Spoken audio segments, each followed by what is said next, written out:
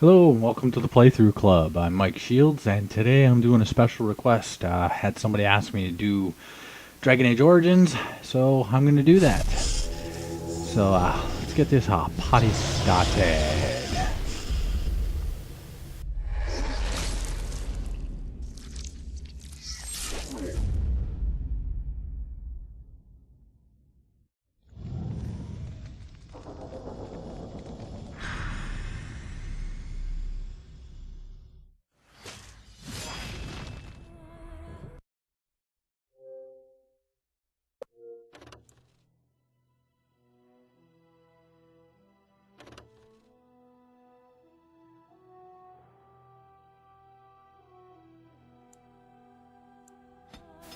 Now, for the sake of this, I'm just going to stick to the origin story. I'll think about doing the Awakening later.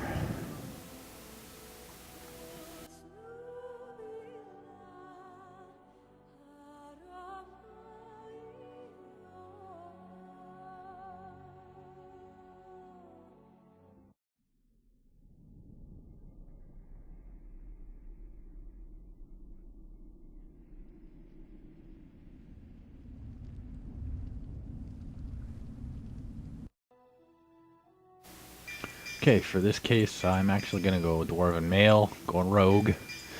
And it just so happens I heard the person who requested this also went this path, so hopefully this will help them out a little bit. I'm also hoping it helps other people out with this walkthrough. Yeah, I'm going to go real classy on this name here.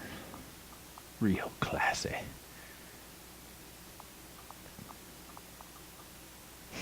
That's right. Greetings. Sticking to presets because I don't feel like wasting any time making up a guy here. Looks badass.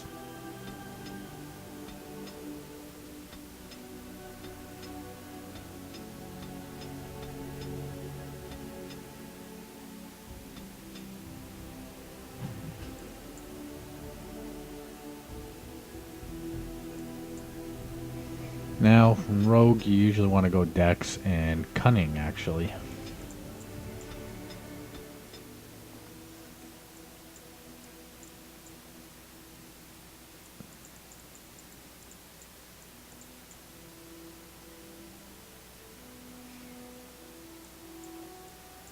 It's always a good idea to go Coercion when possible.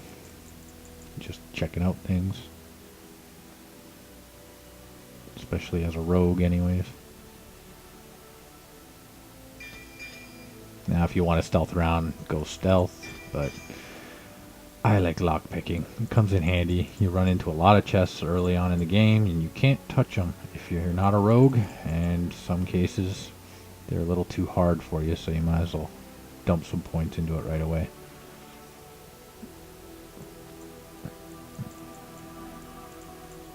Combat skill, always choose a combat skill. I'm just being overly picky here. Checking out everything.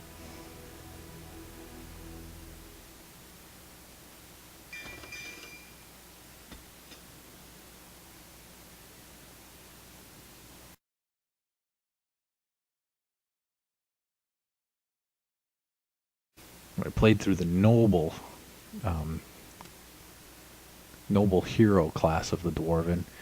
I actually like the story a lot in the Dwarven area, so that's originally why I chose this class, to see what the commoner version of it was.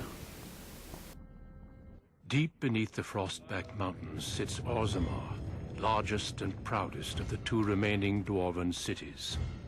Once the seat of an underground empire, Orzammar now stands alone, cut off from the world by the Darkspawn, still clinging to the memory of its former glory. Below the vast statues and gilded halls where the noble families play at politics, the lower castes live in their shadows, scurrying to serve like their ancestors before them. Below that is you. You are casteless, the dirty secret staining Orzammar's perfect society, forced, along with your sister, to sell your services to the crime lord Barat. To the rest of Orzammar, You are proof that the casteless deserve their fate. But you know you do what you have to, the same as everyone, just to survive.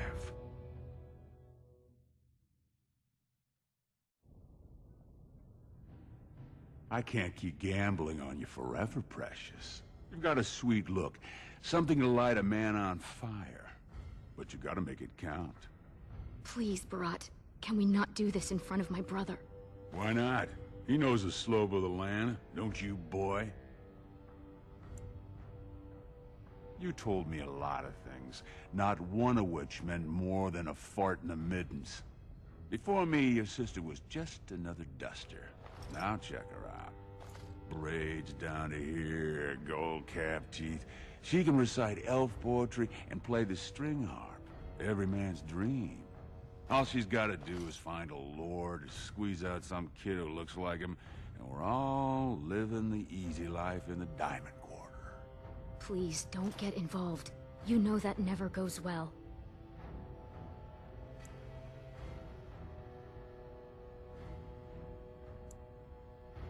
She can do whatever I tell her, even if that means walking into the king's own palace naked. You keep your head down and say aye to any job I decide is low enough for scum like you. In return, I put out coins so you can doll yourself up and get a belly full of some nobleman's brats. Then you both go free, and I get to join the family and be called my lord for the rest of the little prince's life.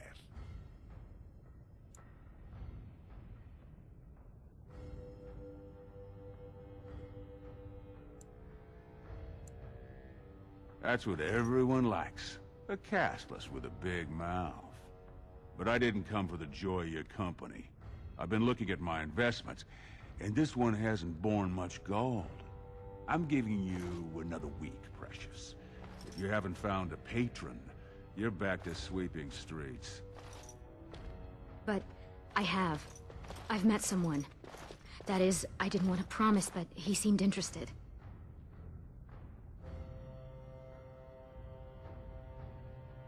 Your buddy Lesky's waiting outside.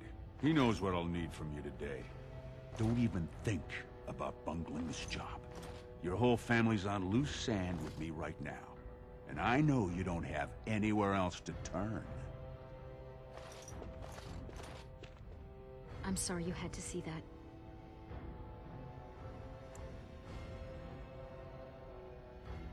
I know. You've always been a good brother. Always tried to protect me. I should have told you. Barat's been warning me ever since 2 of his other girls found patrons at Lord Harrowmont's reception. They've been getting gifts already. Lord Rooston gave Elsie a surface silk gown and she's not even pregnant. Barat's getting impatient.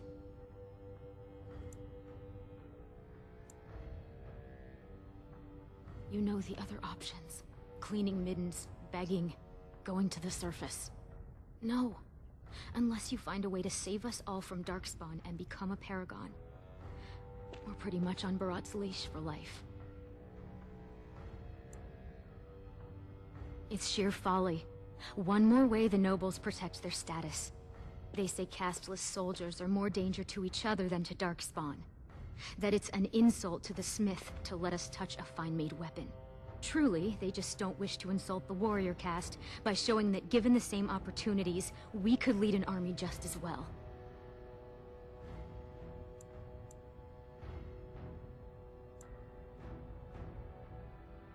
I have little love for the nobles, but they know, more than we ever will, what the Darkspawn have taken from our kind. Every noble I've met has had a brother or a nephew killed in the deep roads. Yet they let their arrogance blind them to the fact that we could help defend the city against the Darkspawn. Aye. They would even turn to humans for aid before us, it seems.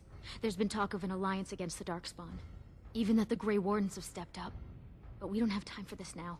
Lesky must be waiting, and Barat won't like it if I'm late for my appointment.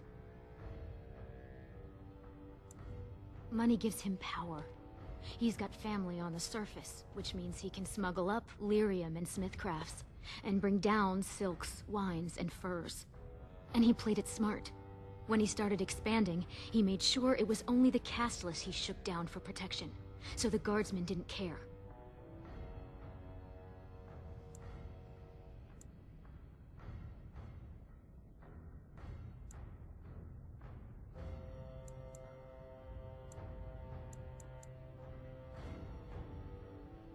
I hope there's more you want in life than to be some copper-plated crime lord. You've still got the chance to get out of here. Dream big. Be a paragon. Don't stop at becoming another Barat. Stay out of trouble. I'll see you tonight. Alright, so now from here, you can actually control yourself.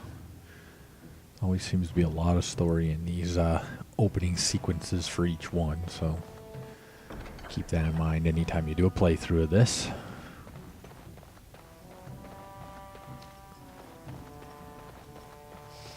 Now our friend Ditch Monkey here is going to meet his mother. And you'll understand why he got his crappy name. Why are you bothering me? Rika? Don't you talk to me like I'm an idiot.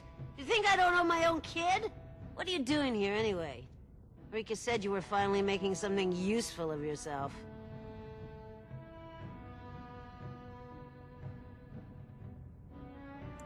She's got the body.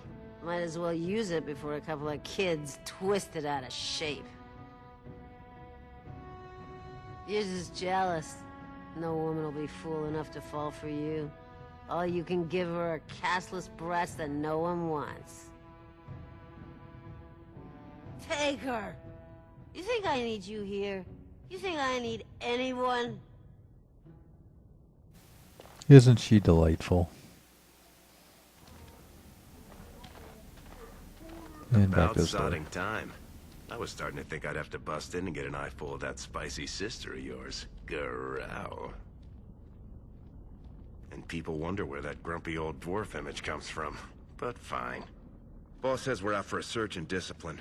One of his smugglers is holding out on him. Name's Oskias. Some surfacer. Barat got word that he's been selling shipments topside that never make it to Barat's ears down here. He wants us to find the rotter and see what goods he's holding back. All he told me is find him. Duster's got some family from the merchant caste. He's probably staying near their quarters.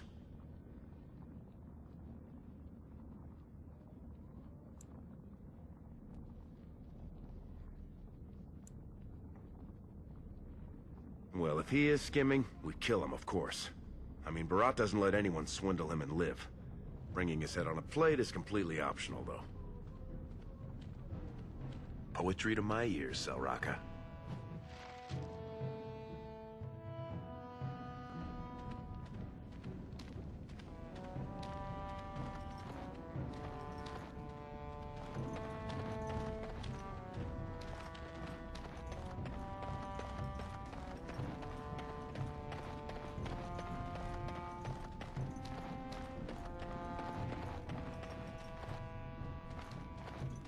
Hey there, Carter boy. Try a taste of this?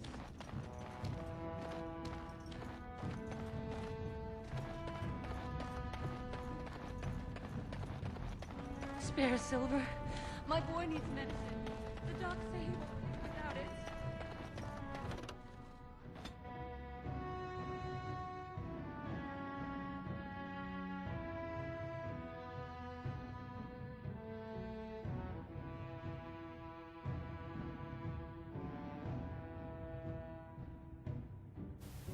And that's everything for today. This was the start of my playthrough of Dragon Age Origins. So check back again. I'll put another one of these up. Until then, click that like button. Leave a little comment at the bottom. Let me know what you think. And thanks for stopping by.